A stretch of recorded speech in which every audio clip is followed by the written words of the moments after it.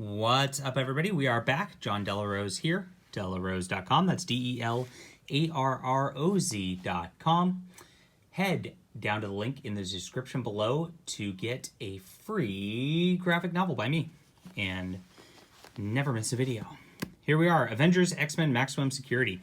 This is an event that doesn't really get talked about very much. It was really the first major event after the Heroes Reborn saga, and I think everybody was pretty burnt out on events by this point. I had checked out of the Marvel Universe pretty much entirely as a kid by this point, and it is a pretty good crossover with several different heroes involved. Now, this doesn't contain every book that crosses over with this. There's a couple Spider-Man books and things like that are crossovers, but really, like, the crossovers in here in terms of, like, Iron Man issues, Captain America issues, and all that actually impact the story, whereas I think they just didn't include everything.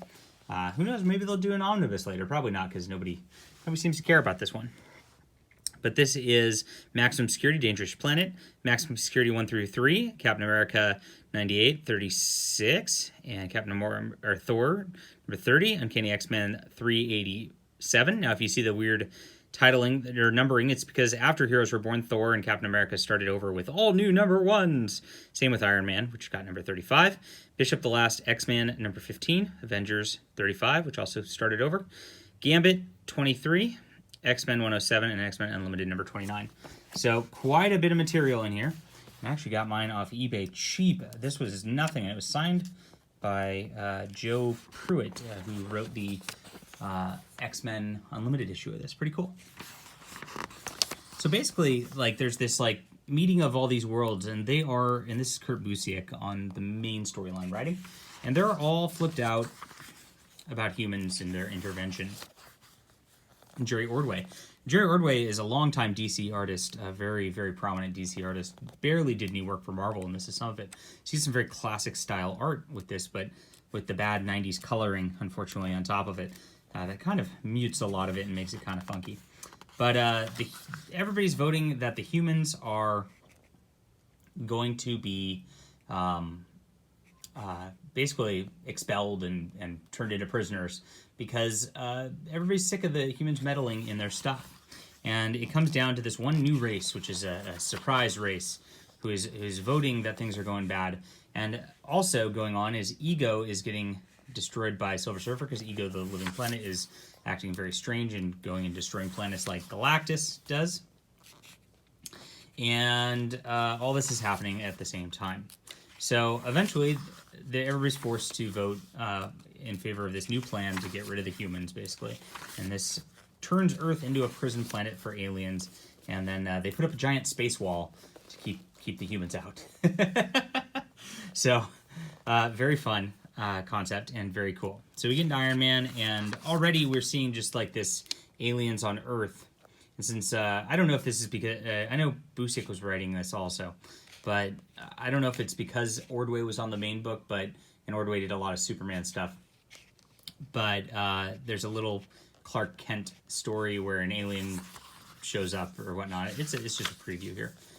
We get into Captain America. More aliens are showing up on Earth, and everybody's kind of curious as to what goes on. And the main event hasn't even started yet. So the crossovers are interesting, but not that interesting compared to the main story. Get into Maximum Security now, and we have Ronan the Accuser, Ronan, whatever you want to pronounce him, sorry, as sort of this, like, warden of Earth. Now, it's a strange, interesting time for whatever's going on. U.S. agent actually has this, like, authority with the UN or U.S., I don't know what it is. And he kind of, like, is in charge, and as he's learning what's going on throughout the situation here, and I really like Jerry Ordway's art. It's just very comic book. And as they're learning, he kind of takes control and is like, we're going to take it to them, and we're going to stick it to them. And the Avengers are like, hold on, we need a plan or something. Nice little splash page of some explosions. And this is where they actually go to the Citadel, where Ronan is housed, and he kind of explains that Earth is their prison planet and all that. But it gets worse, because what happens is Ego has been made one of the prisoners on Earth, which I don't think actually comes up in the first issue. Oh, here it is. Yeah, it does at the very end. But and Ego is slowly consuming the crust of the earth, and it puts everybody on a deadline here. And we see Thor having to fight off some aliens here also in his Heroes Reborn story. The little Beta Ray Bill there. That one didn't have a ton to do with the story so much. And they had Thor and Ego. And I guess this is a reprint of some old stuff, so I don't know. The X-Men stuff has a lot more to actually do with the main storyline itself, as the X-Men are, conscripted to deal with this. Professor X is off, and he's got a team of Skrulls working for him, and he's trying to find evidence as to kind of who's behind all this stuff as it's going on, and also to help the humans as things go down. So, fun stuff in the X-verse, and it's nice to see Chris Claremont writing. We get a Bishop dealing with this also. And Bishop has this weird time travel stuff going on where, he's Bishop. This isn't my favorite art in this issue, but I guess he was gone for a while at this point in the universe. I don't know too much about this time period, having not been reading very much. Again, this is just kind of boring art and coloring for the Bishop book here. But he comes back, is whatever is the result of that. In Iron Man, we start to get a plan for everybody to deal with this Ego situation. And so the Fantastic Four are conscripted and start to work on it also. And, of course, they try and fail, because that's how superhero books go. Back to part 2 of Maximum Security. Oh, no! So everything that just kind of happened starts to coalesce here. The Skrulls start to break in and help Professor X with his plan of things. Ego is getting even more out of control, which stems from that Iron Man issue. And the U.S. agent is kind of figuring things out, what's going on all the way around. And this alien race, it turns out, was the Kree. And so this ties into Operation Galactic Storm of the Avengers. And what happened in that was the Kree kind of died, and they killed the Supreme Intelligence. But in reality, they were evolving, and that was kind of part of the storyline. And that kind of sat for a few years, as you can tell, through until this point. And now the Kree are back, and they're kind of manipulating all the situation here. And that's the big reveal at the end of issue number 2 of Maximum Security. So pretty neat stuff. We got John Romita Jr., you either like his art or you don't, with Kurt Busiek on this, where the Avengers plot their attack on the alien sort of station where they've got everything going on, and they start to interact with the Kree. I forgot that there was a Gambit issue in here. Gambit's got his own deal going on and is just dealing with some alien stuff, and kind of gives the background of Operation Galactic Storm, but again, this is an issue that really didn't matter so much in terms of the overall. Oh well, and I just like this 90s art, so what can you do? They thought that if you make the gutters black, it just makes it more edgy.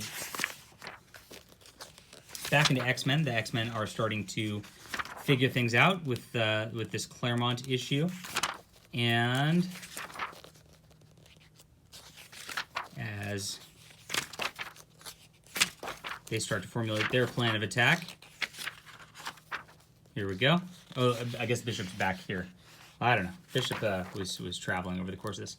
We get into X-Men Unlimited, which then continues from that issue. A lot of dialogue in this issue, but it's all right. And they start to... This is where they actually start their attack. So, and there you see Ronan again. Fun stuff. And of course, the big battle's about to begin, because the last issue closes things out. Alright, now that they found out it was the Kree, the Earthlings break into the whole alien scenario. So the Avengers are captured by this point. And Iron Man finally figures out his ego situation. And they reveal the plot, basically, before all of the galaxy. And we learn what's going on, and they all attack Ronan together, because they can take him down. Look at that. Nice little splash page.